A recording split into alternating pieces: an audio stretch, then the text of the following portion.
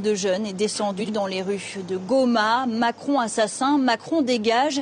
Voilà les slogans que l'on pouvait entendre. Un drapeau français a aussi été brûlé par les manifestants. Alors cette manifestation à Goma, dans l'est du pays, rappelle celle qui s'est tenue hier à Kinshasa.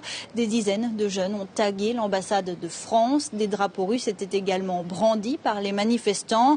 Alors à l'origine de cette colère, la visite d'Emmanuel Macron à Kinshasa. Le président français est attendu samedi dans la capitale congolaise et il n'est pas le bienvenu pour ces acteurs de la société civile. La France, c'est un pays qui soutient le Rwanda. Or, le Rwanda nous agresse.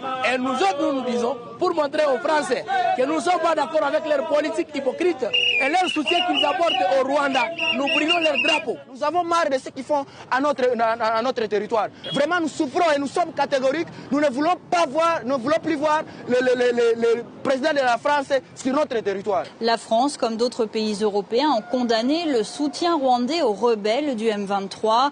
Emmanuel Macron avait rappelé lundi dans son discours que la souveraineté et l'intégrité territoriale de la République démocratique du Congo ne se discutent pas. Le parti présidentiel, l'UDPS, a appelé ses militants à réserver, je cite, un accueil chaleureux à Emmanuel Macron. Mais le ministre de la Communication, Patrick Muyaya, a précisé que l'opinion congolaise attend tout de même un engagement clair de la France, ajoutant, je cite, qu'il n'y a pas de place pour l'ambiguïté. En clair, Kinshasa attend des sanctions contre le Rwanda. Dans l'est du pays, le M23 continue de s'emparer de localités autour de Goma.